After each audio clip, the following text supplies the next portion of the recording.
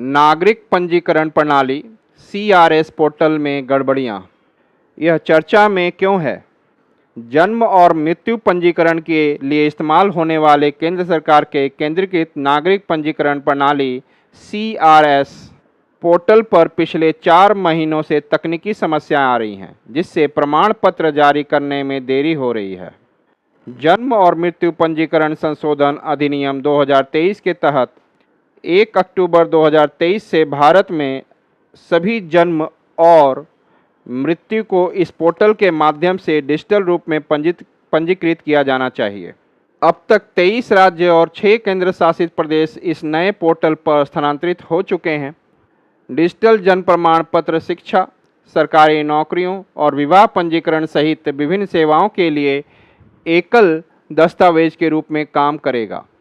इसके अतिरिक्त केंद्रीकृत डेटाबेस राष्ट्रीय जनसंख्या रजिस्टर एनपीआर को अद्यतन करेगा, जिसमें 119 करोड़ निवासी हैं और यह नागरिकता अधिनियम के तहत राष्ट्रीय नागरिक रजिस्टर एनआरसी के अग्रदूत के रूप में कार्य करता है।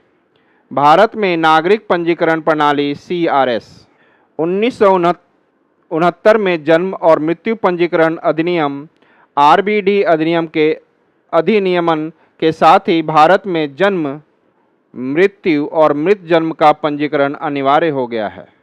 केंद्र सरकार के स्तर पर भारत के महापंजीयक आरजीआई पूरे देश में पंजीकरण की गतिविधियों का समन्वय और एकीकरण करते हैं। हालांकि इस कानून का कार्यान्वयन राज्य सरकारों के पास निहित है। देश में जन्म और मृत्यु का पंजीकरण राज्य सरकारों द्वारा नियुक्त पदाधिकारियों द्वारा किया जाता है। जन्म एवं मृत्यु के मुख्य रजिस्ट्रार को वर्ष के दौरान पंजीकृत जन्म एवं मृत्यु पर सांख्यिकी रिपोर्ट प्रकाशित करने का दायित्व सौंपा गया है। जन्म और मृत्यु पंजीकरण के लिए एक समान सॉफ्टवेयर एप्लीकेशन। जन्म और मृत्यु के ऑनलाइन और ऑफलाइन पंजीकरण के लिए एक सॉफ्टवेयर एप्लीकेशन विकसित किया गया है।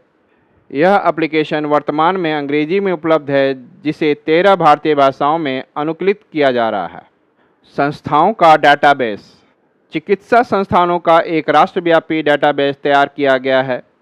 योजना यह है कि इन संस्थानों में होने वाले कार्यक्रमों के पंजीकरण की निगरानी आईसीटी समर्थित प्लेटफॉर्म के माध्यम से इलेक्ट्रॉनिक रूप से की जाए। संस्थागत घटनाओं की निगरानी के लिए आवेदन। पंजीकरण के लिए इवेंट मॉनिटरिंग सिस्टम नामक एक एसएमएस आधारित एप्लीकेशन विकसित की गई है और वर्तमान में इसका पायलट परीक्षण चल रहा है। डेटा डिजिटलीकरण। पुराने रिकॉर्डों को आसानी से ढूंढकर डिजिटल रूप में पुनः प्राप्त करने की परियोजना शुरू की गई है। इससे रजिस्टरों को इलेक्ट्रॉनिक प्रारूप में संग्रहित करने में मदद मिलेगी और रिकॉर्ड तक आसान पहुंच संभव होगी। रजिस्ट्रारों की क्षमता निर्माण। राज्य सरकारों को वित्तीय सहायता प्रदान करके पंजीकरण पदाधिकारियों को 13 भाषा में प्रशिक्षण देना।